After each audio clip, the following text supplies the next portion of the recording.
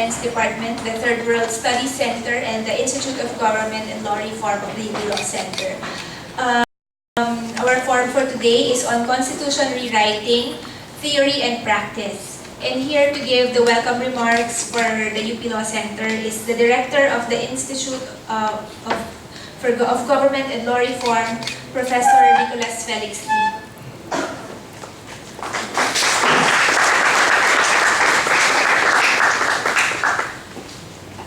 Good morning, everyone. Distinguished guests, fellow professors, ladies and gentlemen.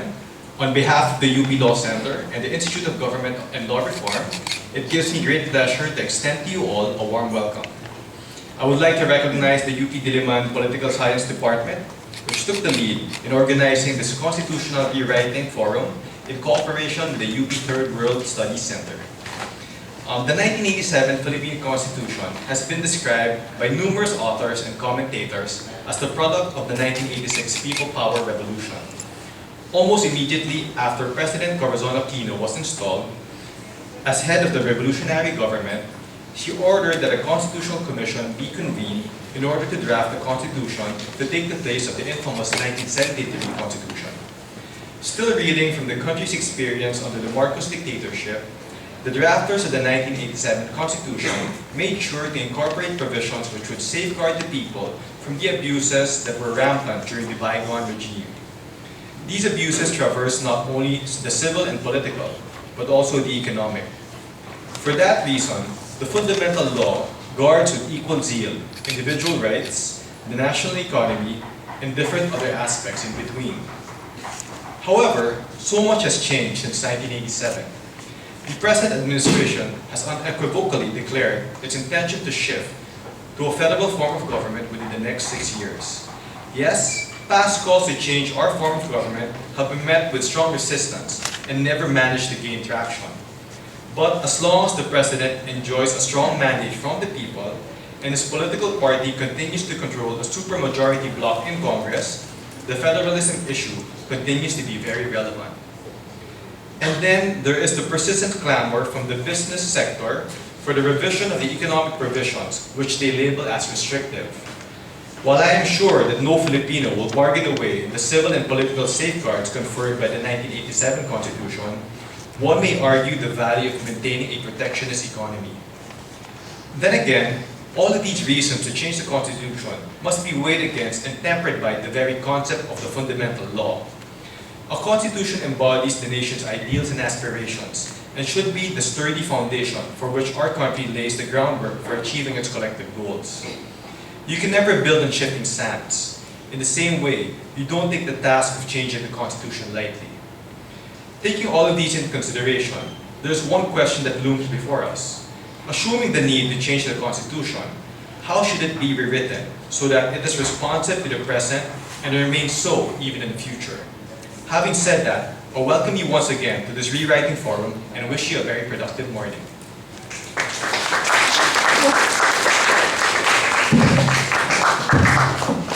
Thank you, Professor P. May we also call on Professor Miriam Coronel Ferrer of the UP Political Science Department to deliver also the welcoming remarks.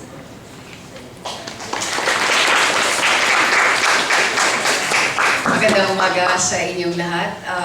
In behalf of our department chair, who will be joining us shortly, and the other members of the faculty of our department, we have Professor Dr. Atienza here and Professor John Robert Go with us, and we hope that others will be coming later on, along with some of our students. We are very pleased and honored to have this opportunity to broaden the discussion on something that is very current in our politics today. We have always felt that the debate should not be focused merely on whether we are shifting to a federal system or not, but to the whole bigger question of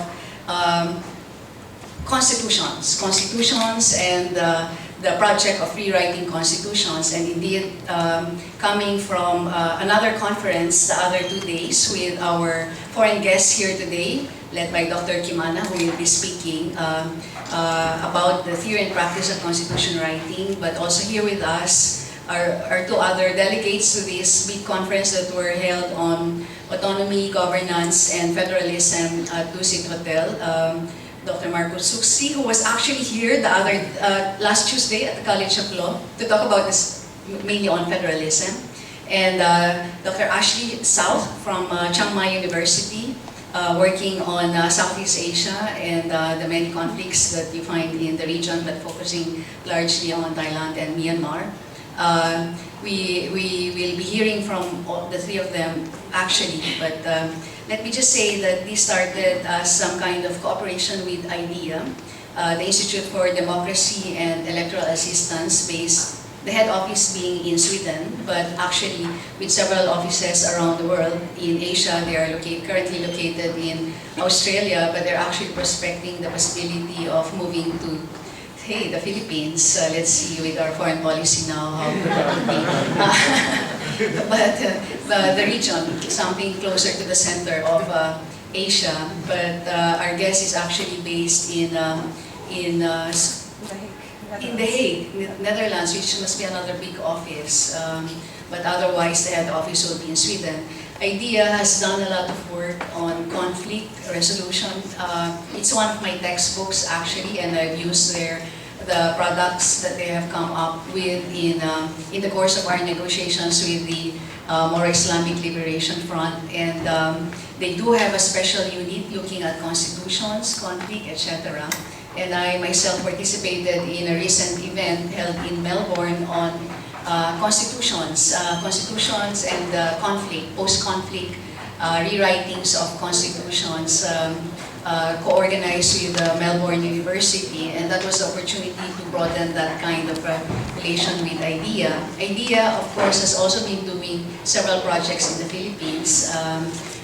Only recently they were here, the other unit, the Asian unit, was here to work out with the UPC-IDS, some kind of a democracy audit focusing on certain concerns, last time on health and so on, but Kimana might be able to say a little more about all of these projects. But for today, we are focused on this very important theme. We don't want this process to happen without us being on our toes, fully informed of the broader context, not only in the country but also in the rest of the world, the challenges that we face, the problems that we need to solve, and the right solutions that we must come up with. So by broadening the discourse to constitutions in general, or constitutional change in general, and not just whether we should go federal or stay unitary or just amend the local government code, etc. We need that bigger picture to guide us, to ensure that we come up with the right answers, because changing the constitution is a challenge.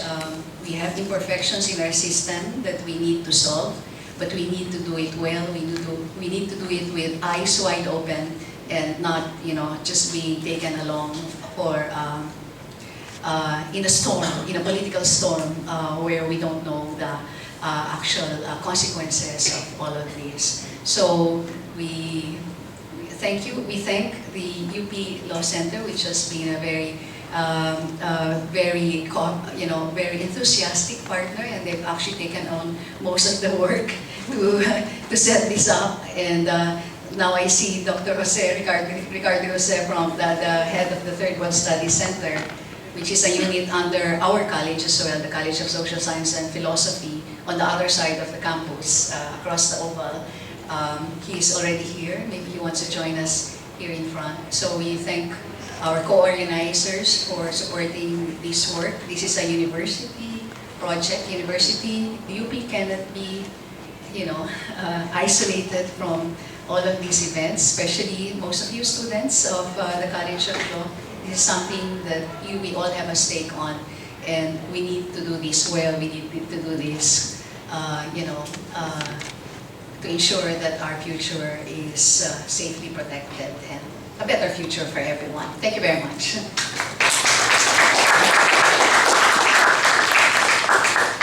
Thank you, Professor Ferrer. So we now move on to the